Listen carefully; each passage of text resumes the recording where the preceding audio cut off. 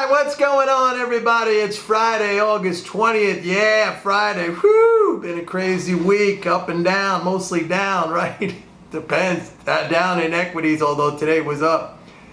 Yeah, so a lot of stuff. We had all the Afghanistan news, and that weighed on the market. We had everybody's in the taper tantrum, worried about tapering, and the Fed, talking about that or making that happen later on this year. I've spoken a lot about monetary operations. They really have zero impact on the markets. They have modest, if any, impact on the overall economy. It basically redistributes income. That's really what it is. It's price setting. It's redistribution of income. Some sectors are going to feel it more than others. It's going to always be sort of a balance or a shift between creditors and debtors. So, people make too much out of the Fed, but I probably did 500 videos on that, so I'm not going to get into it right now. Fiscal is the key thing. That's the true, money pump. That's the true print money, right? The term I always use. And that is very strong. As a matter of fact, the figures today that I just went over, the deficit now at 2.76 trillion. That is a record for this time of the fiscal year.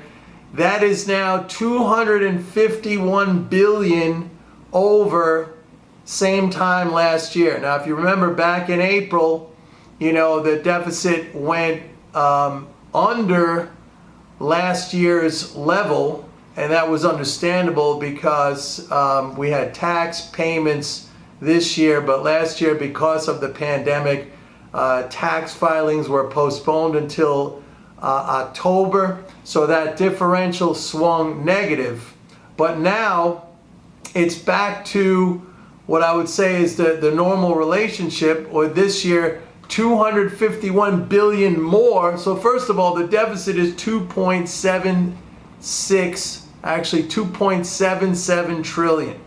So I've explained to you that the way you state that, the way you think of that, is a net transfer to the non-government. So when the government runs a deficit of 2.7677 trillion, it's exactly the same thing as saying the financial balances of the non-government, that's us, that's the economy globally, have gone up by 2.77 trillion, right? Think of the swimming pool analogy. That pump just put in 2.77 trillion more gallons of water into that swimming pool. It's a lot.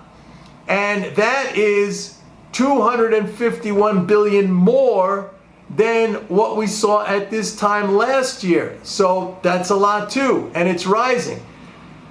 It's really, really hard to get bearish on the economy or the stock market when you have this level of fiscal transfer. It's for me personally, and I was getting a little bit cautious here because I was thinking about the unemployment cuts in September. I've been thinking about the debt ceiling. I've been talking to you about the debt ceiling, where we don't know what the outcome of that is going to be. I have to say right now, politically, it looks like they're not going to come to an agreement, or we'll have to see what the Democrats in a reconciliation deal, if they could even pull that off. I don't know, because members of their own party are against that. But whatever they could ram through, let's see if that would include a debt ceiling hike. Set that aside for a second. And I mentioned that concerns me because that would or could significantly impact these fiscal flows and the transfers. But if you put that aside for a second, because we don't know the outcome, it's just really, really hard for me to get bearish on the economy when you have this level of net transfers. This is huge. The swimming pool, 2.77 trillion gallons more water being pumped in. So I think the market goes back up. We got to see what happens in September.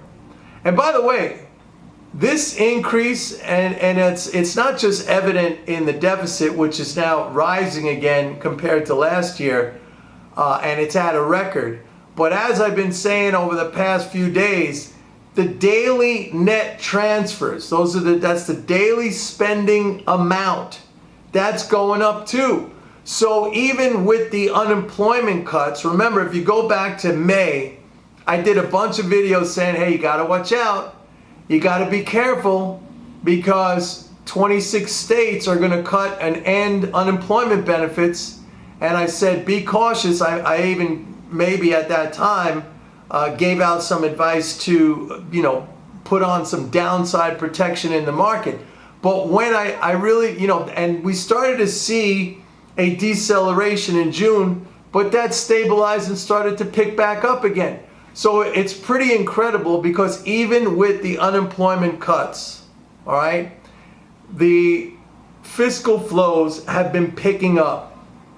And that might happen in September too when the rest of these enhanced unemployment benefits expire, because we have an increase in Social Security payments that are going to happen, a big increase because of the cost of living adjustment.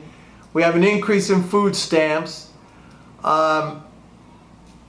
It's really hard to get bearish with these kind of flows. I mean, it's kind of stupid to be bearish with these kind of flows. I think for now the market heads right back up to the highs. I do. And I don't pay attention to the monetary policy except for the understanding of how the zombies are going to react to that. And that could be a significant reaction, highly emotional, not really understanding what it means, okay? But that sets up a much better opportunity for me, where I like to go against lack of understanding. I like to go against ignorance when it plays out in the market like that. Anyway, it's Friday. I'm going to go enjoy myself. You go enjoy yourself too. Don't forget to go to my website, pitbulleconomics.com. Sign up for a 30-day free trial of MMT Trader. See everybody maybe over the weekend, if not on Monday. Bye.